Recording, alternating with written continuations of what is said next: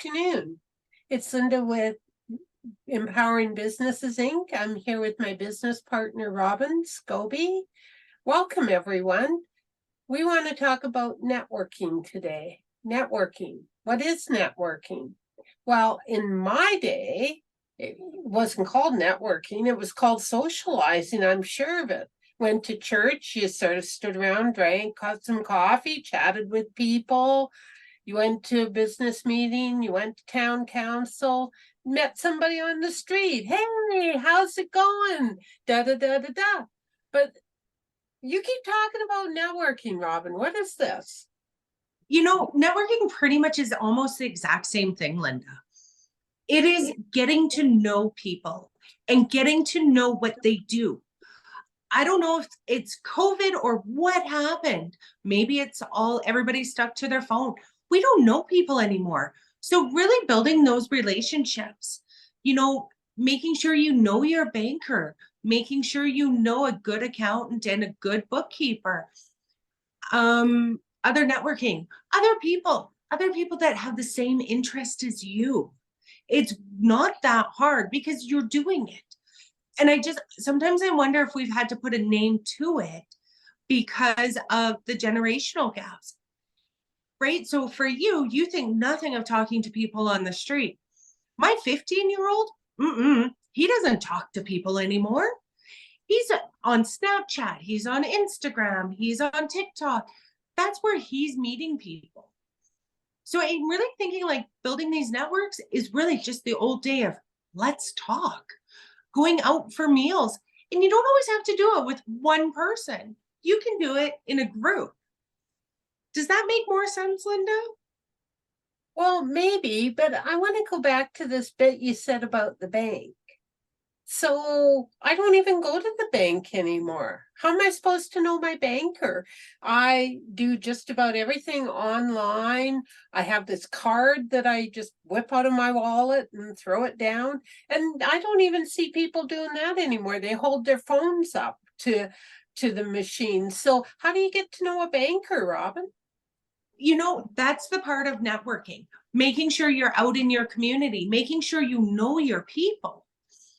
Make a special appointment. You still have a banker. You still have a loans officer. You still have a person that made your bank account for you. Make sure you know those people. Nothing says hello like a box of donuts or bringing a box of Timmy's. There's so many different options just to say, hey, I am so-and-so, and I'm with Empowering Business, and this is what I do.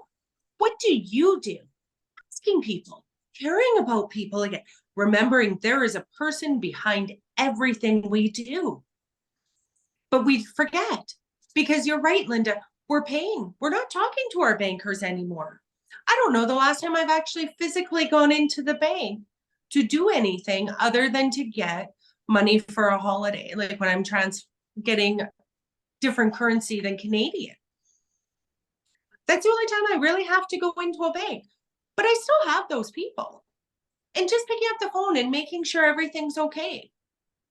If you have loans, just checking base with them. There's so many different types of networks as well. So people watching us on social media. So if you're watching us on YouTube, that's a little bit of networking. You're getting to know me, but that's a one-way street. I want to know about you. That's why I'm here. I want to help my clients grow. So I think that's a big part of networking, getting to know what you don't know.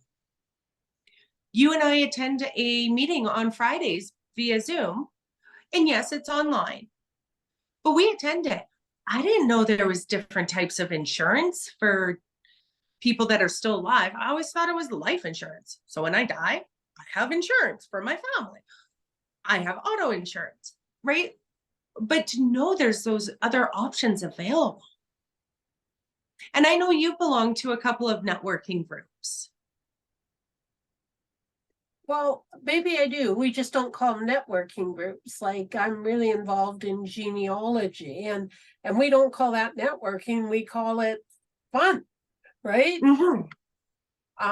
So I guess what you're saying is anytime I'm in a group, whether I'm intentionally networking or not, I'm networking because I'm communicating with a group of people. Absolutely. And that's really what networking is communicating, talking, getting to know one each other. And sometimes this actually becomes really valuable. So a really good instance is I've been networking and I've been talking to people to let them know, but listening to people's struggles and to really sympathize with them and understand, because maybe I have something I can offer to help them. Right? So it does come back to business relationships. So once you get to know somebody, you can turn it into a business relationship. That's how I met my mechanic, is by networking. And I had a paint. I hate to change my oil. Yes, I know how to, but I don't want to do it. I now have a really good mechanic that understands my language, understands my needs. So it's a two-way street. Networking? Pardon me? I'm sorry, is Facebook networking? It can be a form as long as, well, it's a form of networking, I believe, yes. If you're not just a creeper like me? Well, but you're still, nah, you're just a creeper, Linda. You don't really post anything. My life But that is a form of networking, and there's so many different ways. My son just bought hockey sticks from a guy through TikTok because he found this guy that's only about half an hour from our home, and he sells hockey sticks for a fraction of the price as the stores. So by his TikTok intrigued my son, who then went and found all this information. We now can afford to buy high-end hockey sticks. So when your son did that, how did he know he wasn't going to get scammed? He definitely did his research.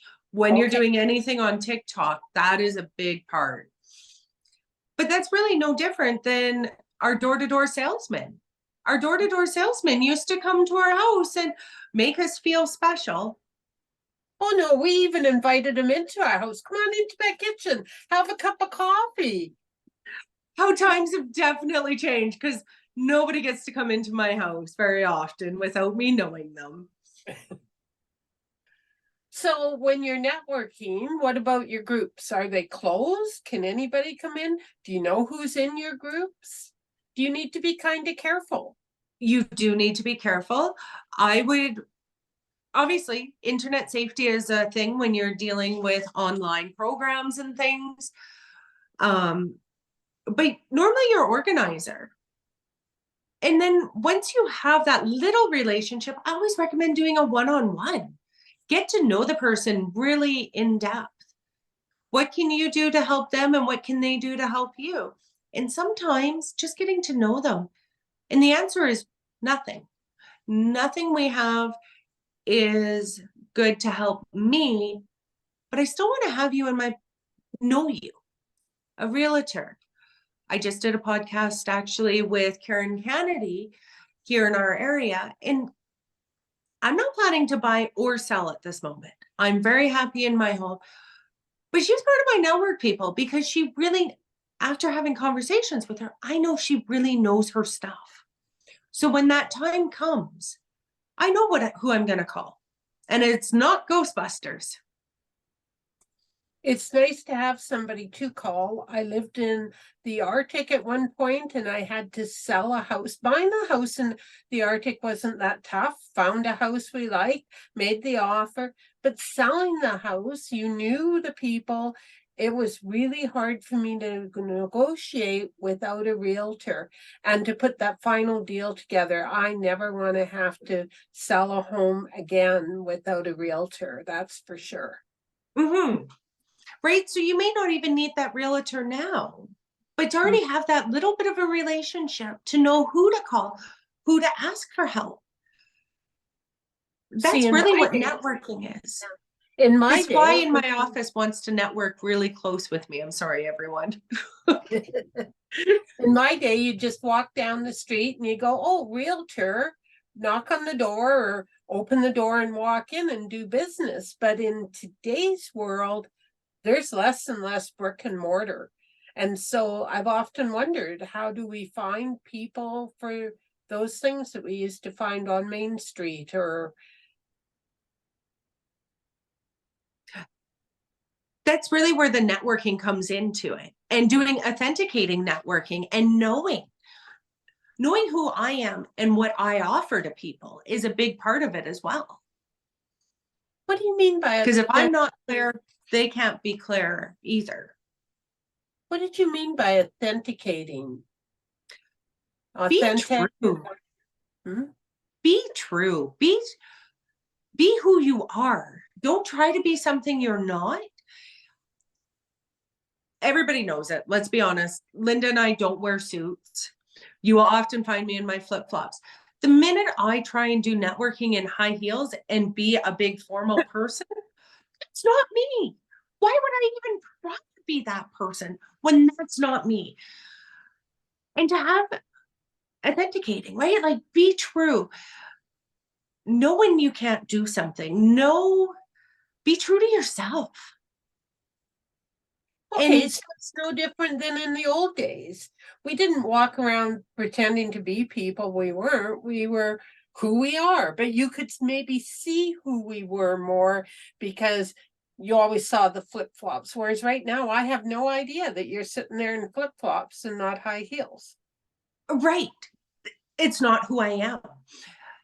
And when you find me around my network of people, you're not going to find many wearing full-on suits.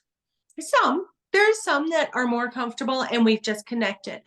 But like-minded people find each other, right? So you have your genealogy group. Those are all like-minded people. You are all really passionate about learning your heritage and knowing your past and finding really weird information of what has happened in our history. That is a like-minded. You find me, until recently, you would find me at the hockey arena with other hockey moms or dance moms, because that's who I am. I am a hockey mom, I am a dance mom, and I'm in my flip-flops. So those are authentic relationships, a lot of them. We have the same ideas, the same goals. Now, that's not a business relationship. I'm going to be clear. That's me being who I am in my hockey community. We all wanted our little local Thunderstars team to win every game. So we were all the same. Does that make more sense, Linda? Just talking and being true to yourself and your business. Okay. But my question to you is, do you truly wear flip-flops to the hockey games, or do you wear shoes because it's cold in there? Well, truthfully, at this time of the year, I'll be wearing my flip-flops. I actually went to a game on the weekend wearing my flip-flops and my capris. You're nuts. In December, it's a 50-50 actually. It depends how much snow is on the ground. Once my toes get cold, then I'm done for. Right? But everybody thinks networking is this hard thing, and it's not. It is very simple. It is communicating. It is getting to know people and you don't always have to get something in return. That's the biggest part. Everybody's like, oh, I'm networking, I'm not being successful. But you don't need to be. You do not need to gain at that moment. An example, you had actually interviewed Jeffrey Collins, I believe his name was. Yes. When we first met everybody at Sunbelt, before we were ready to sell our practice, not once when you were talking to them, aka networking with them, did you think we were going to sell our accounting firm? Right? So you learned so much through networking and talking with